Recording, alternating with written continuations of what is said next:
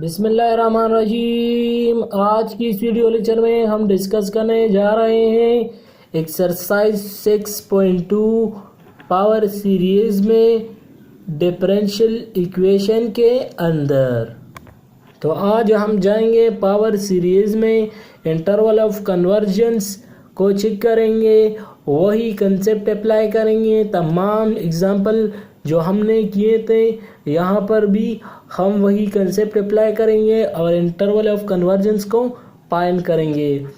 तो last lecture में हमने बात की थी इंटरवल ऑफ कन्वर्जेंस कि इंटरवल ऑफ कन्वर्जेंस हम चेक करेंगे और उसमें हमने बात की थी कि इंटरवल ऑफ कन्वर्जेंस को हम किस तरह फाइंड करेंगे।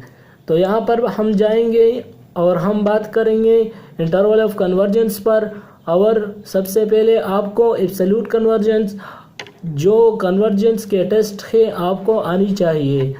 आज हम उसी तरीके से ये तमाम प्रॉब्लम को सॉल्व करेंगे और हमारे पास जो गिवन क्वेश्चन है तमाम क्वेश्चन में हम वही कंसेप्ट अप्लाई करेंगे, रेशियो टेस्ट अप्लाई करेंगे। इसके बाद हम जाएंगे इसके कन्वर्जेंस पर कि ये कन्वर्जेंस करेगा कहाँ पर और कहाँ से कहाँ तक ये कन्वर्जेंस करेगा, एब्सोल्यूटली कहाँ है, कंडीशनली क्या है यहाँ पर, और अल्टरनेटिंग सीरीज यहाँ पर किस तरह यूज़ होगा। तो पहला क्वेश्चन हमारे पास गिवन है कि हमारे पास -1 power n x power n divide bye n आपको बताना है कि इंटरवल ऑफ कन्वर्जेंस मालूम कर दो। तो हम यूज़ करेंगे रेशियो टेस्ट। सबसे पहले मैंने आपको बता दिया कि रेशियो टेस्ट में हम क्या करेंगे, n को फाइंड करेंगे, ये यानी इसका जो जनरल टर्म है सबसे पहले इसको लिखेंगे विदाउट किसके, समेशन के। तो मैंने लिख लिया। अब क्या करूँगा, an+1 लिखूँगा। तो यहाँ पर इन की जगह +1 करेंगे, यहाँ पर भी और यहाँ पर भी n+1 करेंगे। समझ गए, मैंने कर दिया। अब दूसरा स्टेप इसमें क्या होगा, इसमें हमारे पास स्टेप होगा यानी एब्सोल्यूट का और लिमिट का। तो यहाँ पर सबसे पहले हम लिखेंगे कि इसका limit n approach to infinity लिखेंगे और इसके बाद an+1 डिवाइड बाय an लिखेंगे। और मैंने आपको बताया भी है कि R इसको हम कहते हैं यानी रेशियो टेस्ट का असल अलामत है। समझ गए।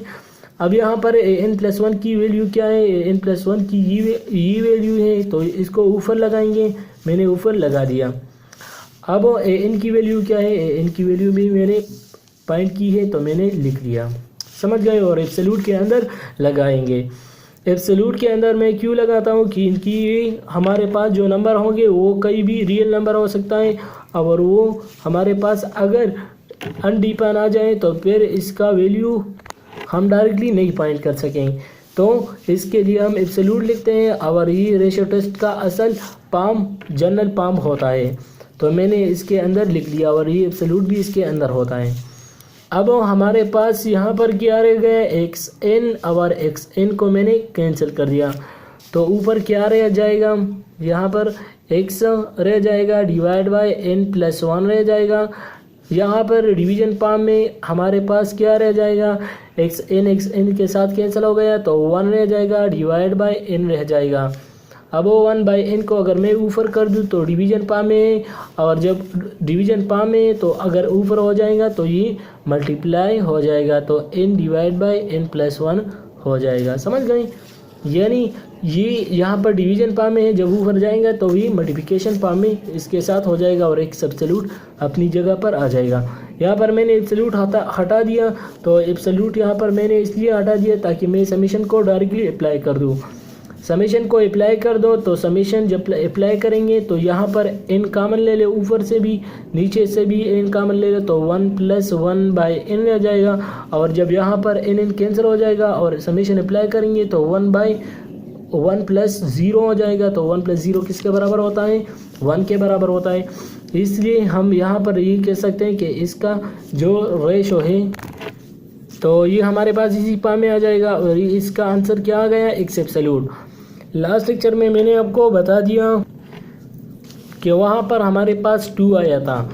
तो यहाँ पर हम कंपेयर करेंगे x एब्सोल्यूट से और इसकी वैल्यू हम फाइंड करेंगे। एब्सोल्यूट कन्वर्जन से हम बात करेंगे कि the series absolutely conversion -1 to 1। क्यों -1 to 1 है, तो इसकी वैल्यू एक्स एब्सोल्यूट के अंदर है और एक्स एब्सोल्यूट की वैल्यू क्या आ गई, तो वो 1 के बराबर आ गई। क्यों? जब एक्स एब्सोल्यूट की वैल्यू हमारे पास 1 के बराबर ही आ गई तो ये हमारे पास लेस देन 1 हो गया। तो इसका मतलब क्या हुआ, या इक्वल टू 1 होगा या -1 होगा। मतलब क्या कि जब हम इसका असल रेंज मालूम करेंगे तो एब्सोल्यूट को हटा दो तो एक 1 यहाँ आ जाएगा और एक -1 आ जाएगा। तो इन दोनों रेंजों में हम बात करेंगे कि आया यहाँ पर ये कन्वर्जन करेगा या डाइवर्जन करेगा। तो यहाँ पर एक एब्सोल्यूट की वैल्यू क्या आ गई, 1 आ गई। तो इन दोनों के दरमियान में बात करूँगा कि यहाँ पर ये कन्वर्जन कहाँ पर करता है और कहाँ पर डाइवर्ज करता है। जब मैं x इक्वल टू -1 पुट करूँगा तो the series 1/n is harmonic divergent. तो यहाँ पर x की वैल्यू जब 1 पुट करेंगे तो ये तो 1 हो जाएगा, यहाँ क्या रह जाएगा, -1 power n divide by n रह जाएगा और 1/n रह जाएगा। क्यों? क्योंकि हमारे पास अल्टरनेटिंग सीरीज है और अल्टरनेटिंग सीरीज जब हमारे पास इसी फॉर्म में आ जाए तो सबसे पहले हम जब -1 को पुट करेंगे तो क्या हो जाएगा, ये हमारे पास 1/n फॉर्म में आ जाएगा। तो ये हार्मोनिक सीरीज हो गया और हार्मोनिक सीरीज हमेशा क्या होता है, डाइवर्जेंट होता है। समझ गए? तो ये हमारे पास 1/n क्या हो गया, हार्मोनिक सीरीज, और ये डाइवर्ज। अब यहाँ पर x इक्वल टू 1 के लिए भी चेक करते हैं। जब डाइवर्जन हो गया तो यहाँ पर मैं आपको बताता हूँ कि ये किस तरह होगा। अब दूसरा बात, x इक्वल टू 1 पुट कर दो तो सीरीज किस फॉर्म में हो गया, -1 power n divide by n। जब हमने -1 पुट कर दिया तो ये हमारे पास -1 power n divide by n के बराबर आ जाएगा। तो x इक्वल टू -1 पर क्या हो गया, हार्मोनिक सीरीज इसी फॉर्म में आ गया। और जब हम x इक्वल टू 1 पुट करेंगे तो क्या हो जाएगा, -1 power n divide by n हो जाएगा। तो इसका मतलब क्या हुआ कि ये कन्वर्ज करेगा। क्यों? क्योंकि ये अपने अल्टरनेटिंग सीरीज में पढ़ा होगा कि एक प्लस आता है एक माइनस आता है, एक प्लस आता है एक माइनस। तो ये अल्टरनेटिंग सीरीज टेस्ट पर क्या है, कन्वर्जन करता है। इसलिए इसका जो इंटरवल है तो वो एक क्या हो जाएगा, एक ओपन इंटरवल आ जाएगा जहाँ पर वो क्या होगा, डाइवर्जन करेगा।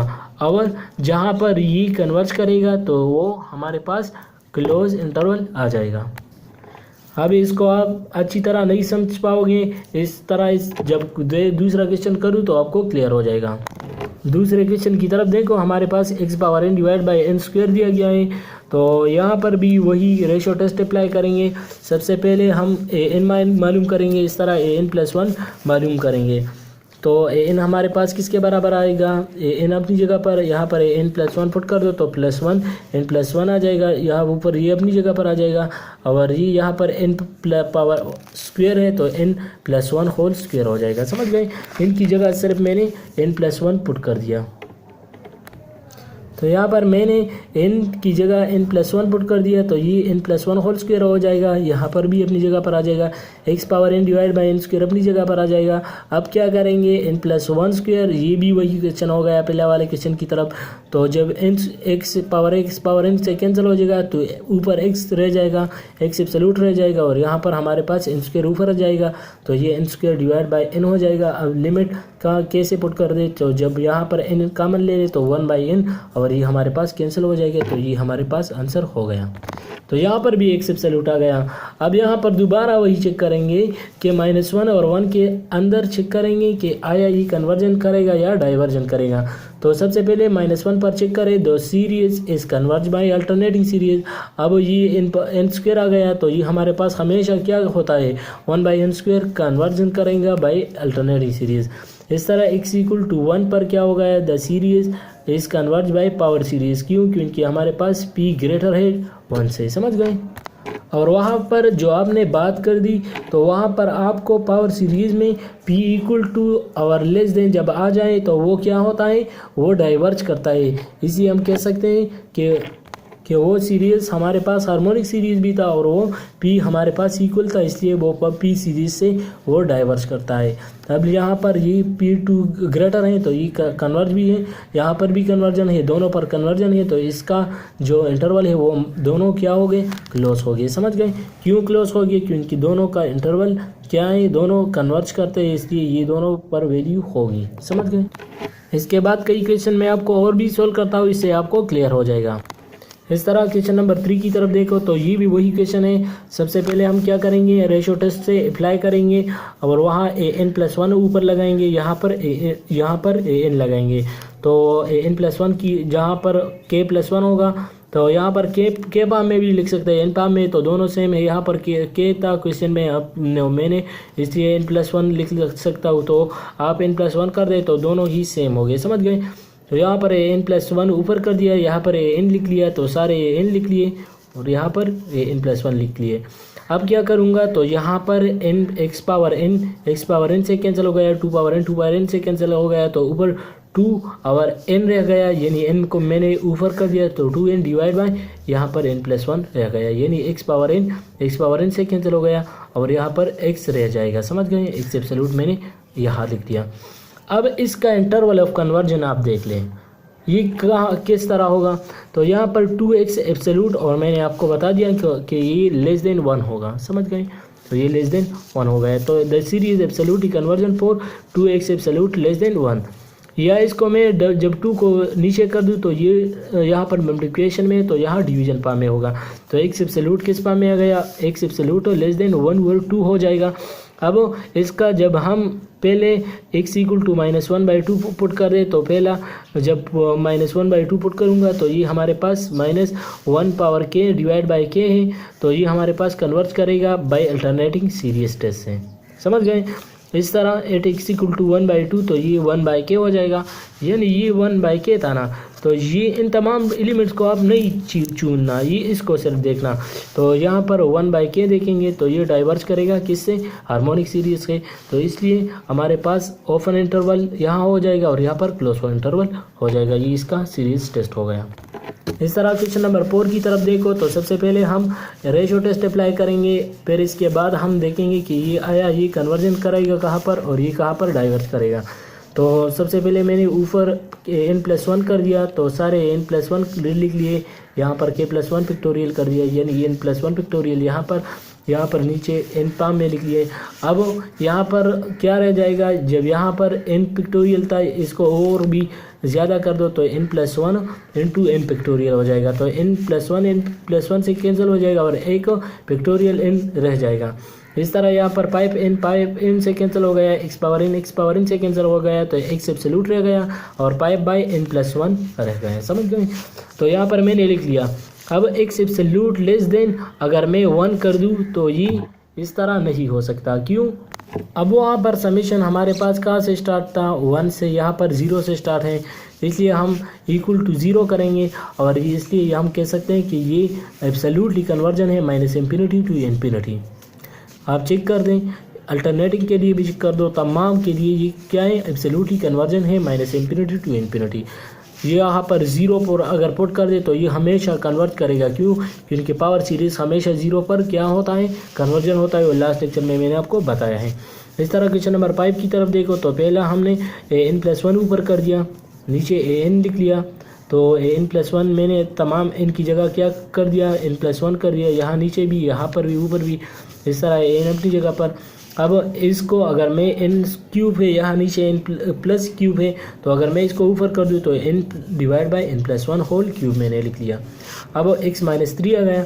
अब यहाँ पर आप देख ले कि यहाँ पर समीशन किससे स्टार्ट है, 1 से, तो इसको मैं लेस देन 1 करूँगा और इसका एब्सोल्यूटली कन्वर्जन कहाँ होगा, अगर मैं x -3 को इस तरह कर दूँ, एब्सोल्यूट से बाहर कर दूँ, तो x -3 है और वो लेस देन 1 हो गया, और यहाँ पर भी 1 लेस देन -1 हो गया।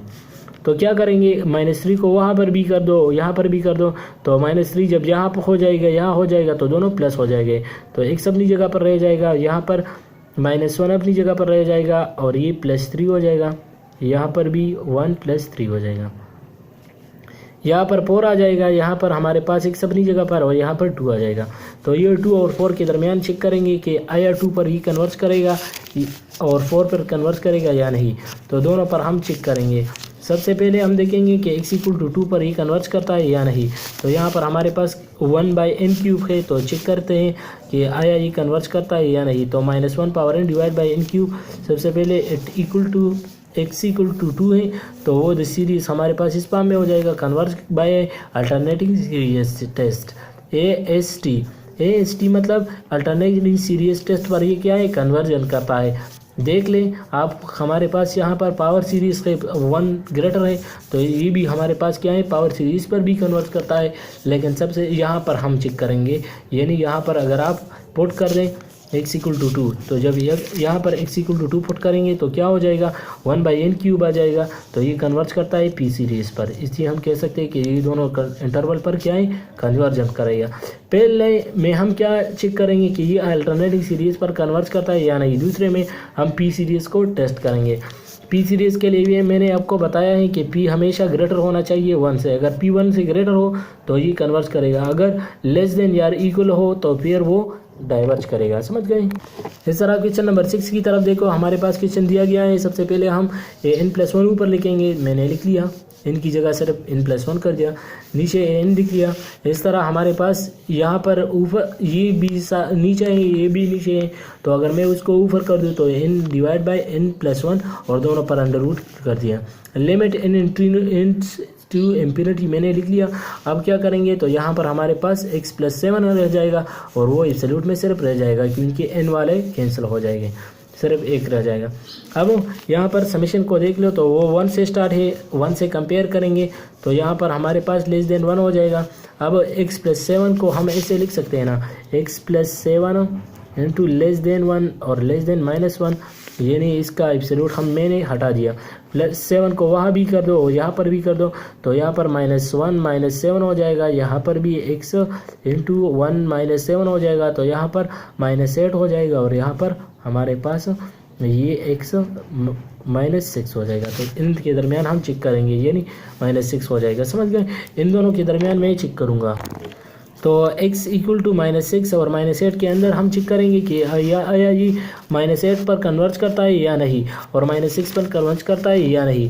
तो सबसे पहले x = -8 मैंने कर दिया कि वो यहाँ पर हमारे पास -1 पावर डिवाइड बाय क्या हो जाएगा, n फैक्टोरियल, तो n अंडर रूट हो जाएगा।